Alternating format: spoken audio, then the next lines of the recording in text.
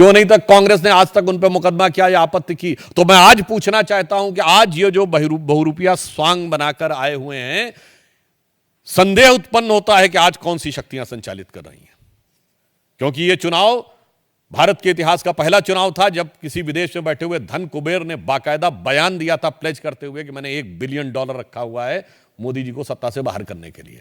तो मैं इसलिए कह रहा हूं, इमरजेंसी के समय में भी, और मैं कई किताबें गिना सकता हूं, पर मैंने एक का नाम इसलिए लिया है कि इनको हिम्मत हो तो इनके उस पर जाकर प्रतिवाद करना चाहिए, जिसने कहा था कि उस समय किस सीमा तक सरकार पर शिकंजा था विदेशी शक्तियों का। अब उल्लेखनीय बात यह है कि आज वो सारे लोग जिनका खुद का के ऊपर जुल्म हुआ था, वो जुल्म करने वाले के साथ खड़े हो गए। अब मैं याद दिलाना चाहता हूं, यह प्रवृत्ति इनकी हमेशा से थी। जवाहरलाल नेहरू जी की सरकार के समय में पहला कॉन्स्टिट्यूशनल अमेंडमेंट किस बात के लिए हुआ था? अभिव्यक्ति की स्वतंत्रता को कर्टेल करने के लिए। और वो भी कब हुआ था? 1951 में, यानी जब तक चुनाव भी नहीं हुआ था। अरे भाई, चुनाव होंगे तब लोग बोलना शुरू करेंगे तो आपको आपत्ति समझ में आती है। कॉन्स्टिट्यूएंट असेंबली के माध्यम से परिवर्तन कर दिया था, यह बात भूली जा सकती है क्या? और मैं कोट करना चाहता हूं, बाबा साहब अंबेडकर इतने दुखी हो गए थे और उन्होंने उनकी पीड़ा जो थी संविधान के साथ जिस प्रकार का छल किया गया था नेहरू जी की सरकार के द्वारा, उसे मैं वो शब्द जो उन्होंने उस पीड़ा में व्यक्त किए थे, मैं उस शब्द यहां पर बोलना उचित नहीं समझता हूं, पर रेफरेंस आप लोगों को दे रहा हूं।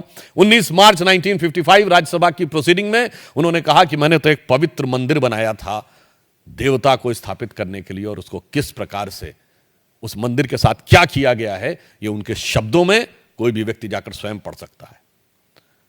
संविधान की हत्या उस समय होती थी कि यदि केवल एक आर्टिकल लिख दे कोई व्यक्ति कि मुझे नेहरू की कार्यशैली में हिटलर की छवि नजर आती है, तो मजरूर सुल्तानपुरी 2 साल जेल में रहते थे।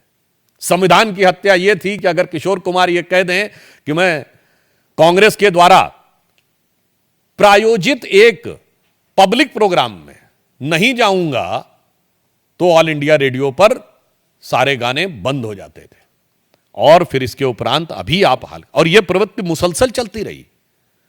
जब राजीव गांधी जी आए तो याद करिए, पोस्ट एंड टेलीग्राफ एक्ट क्या था कि आपकी चिट्ठी कोई भी खोल के पढ़ सकती थी सरकार, यह एक्ट लाया गया था। और अगर उसमें आपत्तिजनक कोई बात हो तो आप पे कार्रवाई भी की जा सकती थी। वो तो ज्ञानी झैल सिंह जी ने उसको रख लिया, अन्यथा आज सोचे। मैं पूछना चाहता हूं संविधान के रक्षा के इस बहुरूपीय गैंग वालों से कि भाई, अगर कोई आपसे कहे कि आपका सारा ईमेल, व्हाट्सएप, सब कुछ सरकार पढ़ सकती है और पढ़े हुए के आधार के ऊपर आप पे कार्रवाई कर सकती है। यह था पोस्ट एंड टेलीग्राफ एक्ट। संविधान की हत्या यह थी कि 5000 सिखों की हत्या के बाद सर्वोच्च पद पे बैठा हुआ व्यक्ति कहे कि बड़ा पेड़ गिरता है तो धरती हिलती है। और संविधान की हत्या यह थी जिसे अभी चंद दिन पहले सर्वोच्च न्यायालय ने नलीफाई किया है कि यदि शरिया। जैसे ही घड़ी का काटा दोपहर 2:30 पे आए, बबीता जी का दिल सास बहू साजिश के लिए मचल जाए। और ये है इनकी बहू, पूरे दिन ऑफिस की टेंशन हो जाए गॉन जब ये करें अपना फेवरेट शो फ्री टाइम पे ऑन। इनकी तरह आप भी देखिए अपना फेवरेट शो अपने टाइम पर और डाउनलोड कीजिए एबीपी लाइव ऐप अपने स्मार्ट टीवी पर।